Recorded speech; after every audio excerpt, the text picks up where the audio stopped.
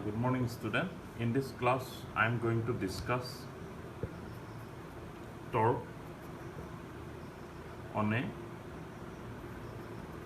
rectangular current loop in a uniform magnetic field. Okay. This topic is very important because from this topic we can get the idea of magnetic moment. The idea of magnetic moment, which is very important for atomic physics as well as the nuclear physics for subatomic particle, and we are going to have this concept of magnetic moment derived from the expression of torque on a rectangular current loop in a uniform magnetic field. Okay, as you remember, in the last year I have discussed about the idea of torque. Torque is nothing but force in rotational motion. For example, whatever the role of a force capital F in linear motion, the similar role is played by torque in a angular motion. So if a body rotates about its axis or about a plane, then we can say that there is some existence of torque about some axis of that body. Okay, so the definition of torque, tau is equal to, if you remember, r cross f vector, where f is the where r is the position vector of the point at which the force is being applied. For example, suppose in two-dimensional case, this is xy coordinate system, and say this is the origin, and the force is applied at this point f. Okay, and the point of application of the force is at a position r. Then the torque of the force about the point O will be given, tau is equal to r cos f. That thing probably you have you can remember. Okay, so the torque, to define torque, we have to always choose a point about which the torque is being calculated, and we have to know what is the point of application of the force. Okay, so if these two quantities are given, we can determine the value of the torque, and this torque is useful in order to describe the rotational motion.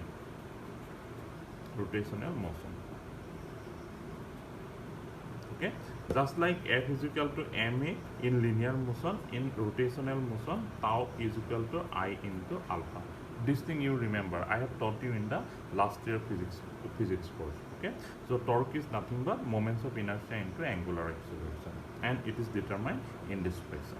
Okay, so so we have to discuss torque whenever we have to consider the rotational motion.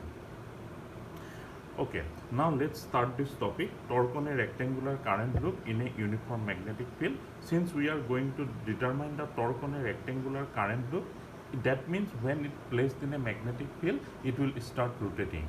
This is proved in many experiments. If you put a uniform magnetic field and if you place a current carrying loop at that field at a arbitrary angle, the loop will start rotating about its own axis. Okay, since the loop starts rotating, therefore we can say that there exists some kind of a torque on the loop which is responsible for its rotational motion. Okay, so for that, let's concentrate on the following schematic figure. Say this is a north pole of a magnet, and say this is a south pole of a magnet, and there exists a magnetic field in the region between north and south pole, and assume that this magnetic field is uniform. Everywhere the magnitude of the magnetic field is same. Okay, so this is a magnetic field. Okay, and let's define the direction. Say this is in the x direction, this is in the y direction, and say this is in the dotted line is in the z direction.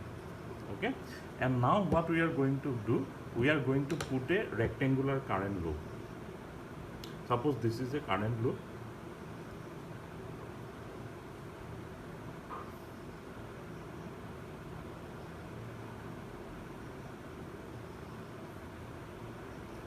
We put a battery so that a current I flows through the loop.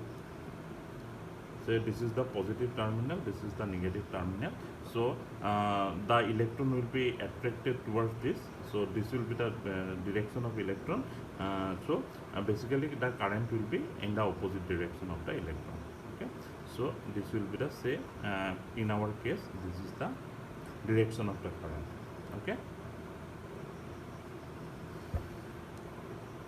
Okay, so this is the direction of the current, and this current is flowing because we have connected the loop with a battery. Okay, so due to the battery the current will flow across the loop. Okay, now what happens if you put this kind of a current carrying loop in this uniform magnetic field? What will happen that it will start rotating about its own axis. Suppose this is a axis, then the loop will start rotating about its own axis. This has been proved in various type of experiment. So there will be some rotation. That is an experimental fact. It's an experimental fact. Okay, so since it's rotate, therefore we can say that there exists some kind of a torque on this loop, and we are going to find out the value of this torque. Okay, so we are basically going to consider three scenarios when phi is equal to 0 degree, when phi is or 180 degree, when phi is equal to 90 degree, and when phi is equal to any arbitrary angle. Okay, here phi is the angle between the magnetic field B and the area vector. Magnetic field B and the area vector. Okay, n cap say it's an area vector. For example, the loop is of a rectangular shape, and in this case it's in the xy plane. Okay, so the area vector is always normal to the loop. I mean, normal means it's a perpendicular to the loop, so the area vector will be, in this case, will be in the z direction. Okay, so and the angle between, we will consider three scenarios when the angle between the magnetic field and the area vector theta of phi is equal to 0 degree or 180 degree, or phi is equal to 90 degree, or phi is equal to any arbitrary angle. In this case, when the loop is in the xy plane, the area vector will be perpendicular to the loop, therefore it will be in the z direction, and magnetic field, say our magnetic field is in the x direction. So the angle between the area vector and the magnetic field in this case will be equal to 90 degree. So we are going to discuss this case. We are first going to discuss this case. Okay, so let me write the direction of the magnetic field as well as the area vector. Okay, so magnetic field B here in the direction of I cap. Okay, the area vector A, let us suppose as a unit vector, area unit vector A cap, it is in the which direction? It is in the k direction, z direction. So A cap is nothing but k cap. Okay, now you see, let's imagine the length of the loop is A. It's a rectangular loop and its breadth is B. Okay, the length is A and its breadth is B. Okay, now you see, along the length A, the current is flowing in this direction, in the clockwise direction, and in this side the current is flowing in the anti-clockwise direction. Similarly here at the side, at the breadth B, on this arm the current is flowing in the clockwise direction, and here the current is flowing in the anti-clockwise direction. We also know that if a current carrying conductor is placed in a magnetic field, it will experiences a force, a magnetic force, and this force will basically constitute the torque in this case. Okay, and if you remember from our last discussion, then force F is equal to I into L cross B vector. Okay, and here the direction of L is taken as in the direction of the current. Okay, so let me denote this current loop as ABCD. Say this is, let me write with a different ink. So this is A, B, C, and say this is D. Okay, so first we are going to find out the value of the magnetic force at different arms. Say BC, CD, DA, then AB. We are going to find what is the value of the magnetic force acting on the different arms of the loop. The magnetic force will always act because if a current carrying conductor is placed in a magnetic field, then it will experience as a force. That I have already taught to you. And the magnitude value the force is equal to I into L cos B and its direction in a plane perpendicular to L and B vector. Okay, so now let's do the calculation. Let's now consider for the arm say BC. Okay, now let's consider the arm BC. For the arm BC, we are going to calculate the value of this force. Okay, so this is say F1. Say this force is F1. Okay, BC. Now in this case, I into, you see, now the current is flowing from C to B, so it's in the negative Y direction. Okay, because CB is in the negative Y direction, so L into, this will be L into minus J cap. Okay, and the magnetic field is along the X direction, so B into I cap into B into I cap. Okay, so J cross I is equal to nothing but the K, J cross I is equal to nothing but minus K vector, right? So there is under minus, so its value will be equal to I. In the place of L, we will write the length of this arm CB, where this value is equal to A, so it will be AB, IAB into K cap. Okay, so the force will be along the positive Z direction. Okay, because it is in the direction of plus K. Okay, now if we consider the force on AD, let's say this is F and F1, F2, this is say F3. F3 will be equal to I into L cross B, right? Now what is L? L will be in the direction of, you see, L is the direction of current, so current is now in the positive Y direction, so it will be L into J cross B is always in the X direction, so B into I cap. So J cross I is minus K, so this will be I. In place of L, what we are going to write? The length of A, because this length and this length are same, because this is a rectangle, therefore IAB into K cap. Okay, so you see on the arm BC, the force is along the direction of positive K, and on the arm AD, the force is along the direction of negative K. Okay, now for the arm CD, if the force is F2, for example, for this arm CD, and now you see the current is along the direction of magnetic field. Okay, so let me write it. Let me draw the figure again so that it will become very easy for you to understand. So this is,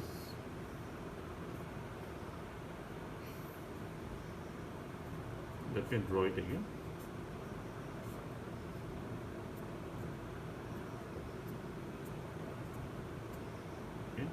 So this was our ABCD, A, B, C, D. The direction of the magnetic field is here. Okay, we have called the force on BC as F1. This is F3. Say this is F2, and say this is F4. Okay. Now what we are going to determine the force F2. Okay, and the length of the side is B, and the length of the side is A. Okay, now F2 will be equal to how much?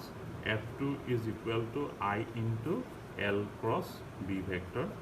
Okay, L is in the direction of positive X direction, because this was our positive X direction, this was our positive Y direction. Okay, so L is along the direction of current. The current is flowing in the positive X direction, therefore this is the length of the side is B, therefore we can write B into I cap into B into I cap. Okay, I cross I value is always 0, because they are parallel vector and the cross product between the parallel vector is 0, so F2 will be equal to 0. Okay, similarly on the arm AB, the force F4 will be also equal to 0, because now the current is anti-parallel. That means the angle between them is 180 degree, because BA will be along negative x-axis and magnetic field is along positive x-axis. So anyway, this value will be equal to minus I cross I, so this value is 0. Okay, so now you see when phi is equal to 90 degree. That means the when the area vector and magnetic field is at an angle 90 degree, the force on the arm F1 is equal to IBA in the positive x direction, F2 is equal to IBA in the negative x direction, F2 will be 0 and F4 will be equal to 0. Okay, now if I suppose I choose it as a the center of the loop. Now from the center of the loop, say this is the center of the loop.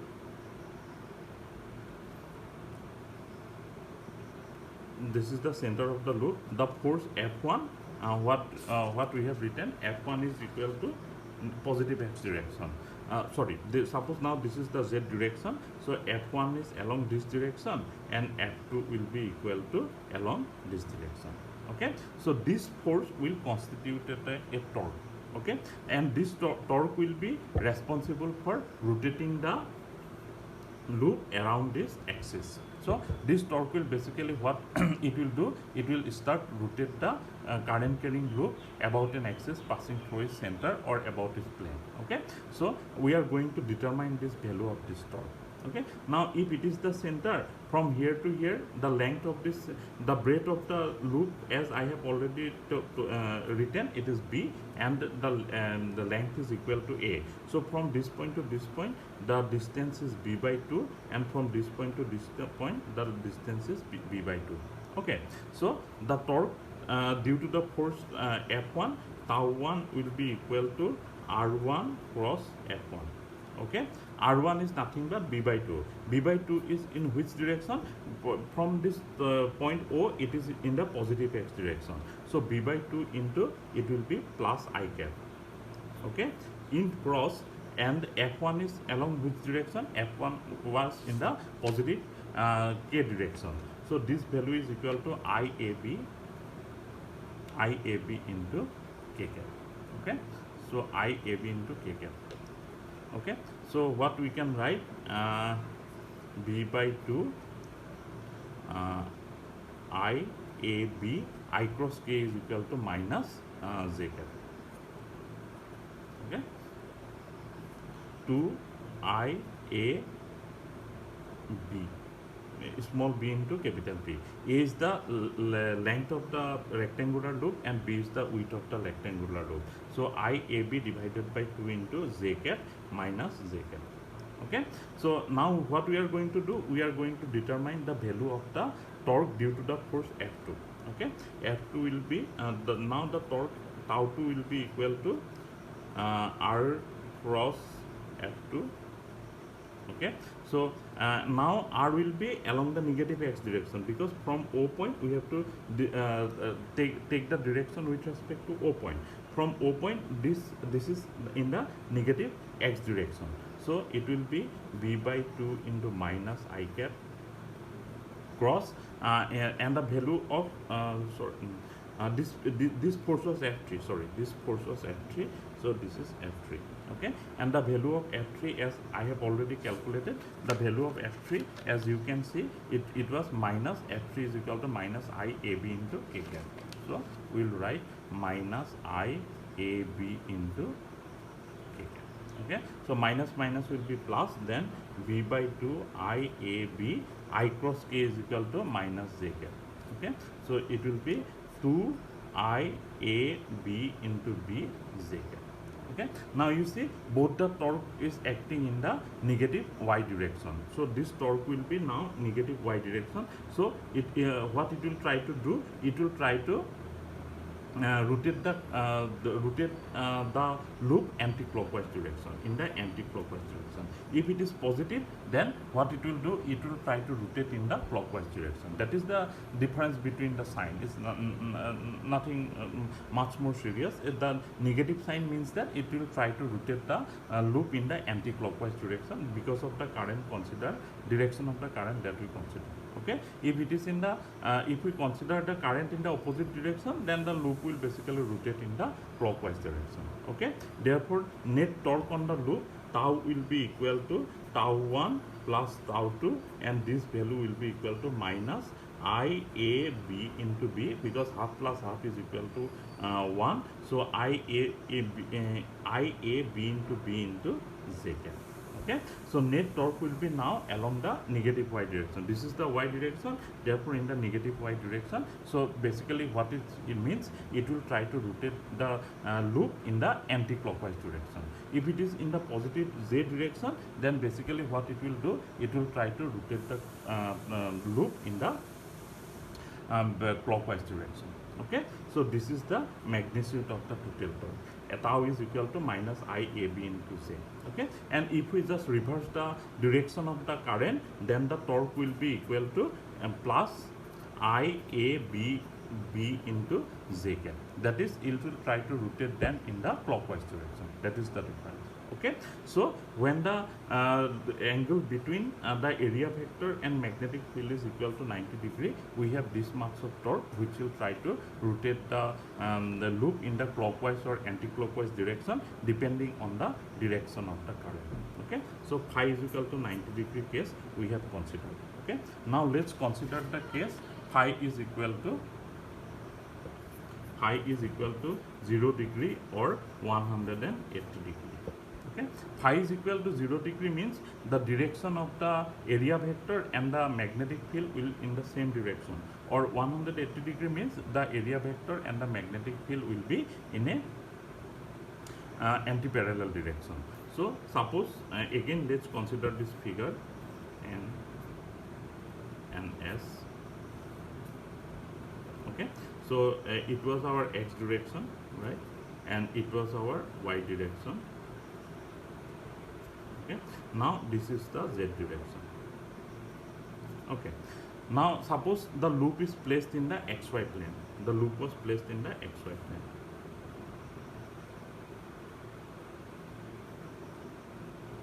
So this breadth was B and the length of the loop was A.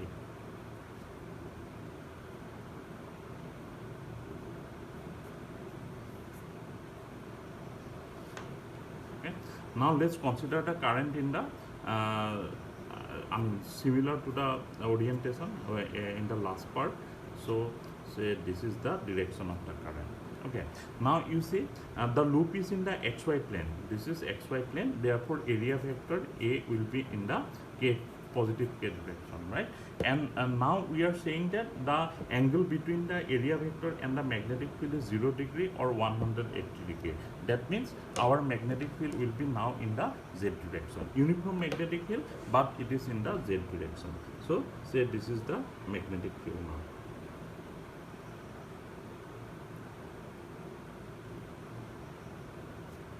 Okay, so now we are going to find out what is the value of this. The force was F1, this force was F2, this force was F3, and this force was this force was F3, this force was F2, and this force was F4.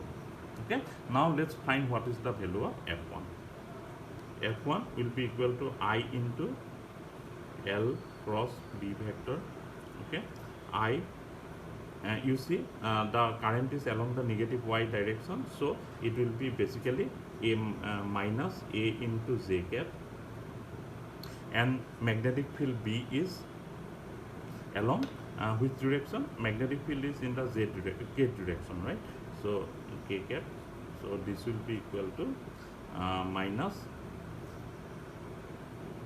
I A B Z cross K. Z cross K is equal to positive x direction minus I A B into I cap. Okay, so in this case F1 is equal to this value. Now let's calculate F3. F3 will be equal to I into L cross B vector. Okay, L will be now in the positive Z direction because current is along the positive Y direction. So A into Z cap into B into K cap. Okay, A Z cross K is equal to plus I, therefore I A B Z cross K is equal to I cap, so minus I A B into I cap. Okay, now you see what happens here. The net force in the previous case also 0, because along F1 and F2 the force is equal and opposite. The net force in the previous case was also 0. But in this case also, the net force is 0 because F3 is plus IAB into I cap, and F1 is equal to minus IAB into I cap. So net force, if we plus F1 plus F3, you will always get 0. F1 plus F3 is equal to 0. Earlier case also, this is true for phi is equal to 90 degree, and this is true for phi is equal to 0 degree or phi is equal to 180 degree also. There is no difference in the net force. But the problem here is that now if it is say we want to calculate the value of torque about the point O. Okay, so from O point, now this distance is how much? B by 2, because this length is B. There from here to here the distance is B by 2. Now the forces along the F1 forces in the negative x direction. So the forces along this direction, and here the forces along the positive x axis, right? Because this is IAB I cap, so the forces along now this direction. Okay, now you see this force is collinear. In earlier case, the force was not collinear because one force was in the perpendicular to x direction, which was the z direction, and this force is also perpendicular to x direction, that is z direction. This was F1, F3 in earlier case when phi is equal to 90 degree. But when phi is equal to 0 degree or 180 degree, as you can see, the force is collinear, that is it is in the same direction as the x direction. Okay, so in this case the total torque tau will be equal to 0. This we can prove. Okay, and if tau 1, if we write tau 1 is equal to how much? R1 R cross F1. Okay, now consider this portion, this value is B by 2. B by 2 from here to here, it is in the positive x direction. This is I cap, and the value of F1 is equal to IAB minus IAB into I cap. So I cap cross I cap is equal to 0. Okay, so since I mean it is the meaning of collinear force, that means the distance and the force, they are in the same direction or anti-parallel direction. Therefore the net torque tau 1 is equal to 0. Similarly, we can prove that tau 2 is also equal to 0. That means this torque is also equal to 0. Okay, so net torque and similar condition holds for F2 and F4 also. Okay, for F2 and F4 also the net torque is equal to 0. Okay, so when phi is equal to 0 degree or 180 degree, tau net is equal to 0 and F net is always equal to 0. Whether it is phi is equal to 0 degree, 180 degree or 90 degree even, tau net is or F net is always equal to 0. But in the former case, F net was not equal to 0. When phi is equal to 90 degree, tau net is not equal to 0, as we have found earlier. But in this case, what we have found that tau net is equal to 0. Okay, so when the area vector is parallel to the magnetic field or anti-parallel to the magnetic field, in that moment if we place the magnetic field like that, then what will happen? The rectangular loop will not rotate in that magnetic field. Okay, so for rotation we must have the area vector, the angle between the area vector and magnetic field must be 90 degree or must be 90 degree, and if phi is equal to 0 or 180 degree, for this to special value of phi, the loop will not rotate at all. Okay, so we have discussed basically two conditions. First, we have considered phi is equal to 90 degree. Then we considered 0 and 180 degree. When phi is equal to 90 degree, there was a resultant torque, and due to which the rectangular loop will start rotating clockwise or anti-clockwise depending upon the sign of the current. But when phi is equal to 0 degree or 180 degree, what we have found that there is no rotation at all. Okay, so in the next part, what I am going to do, I am going to do the calculation when phi is equal to any arbitrary value. Okay, say phi is equal to 45 degree, 20 degree, 30 degree, anything, then what will be the value of the torque. Okay, and this 90 degree or 180 degree we will then derive as a special case. Okay, so next part I am going to do the most general expression for torque when phi is equal to arbitrary, and phi is equal to 0 degree or 90 degree will be derived as a special case of this derivation. Okay.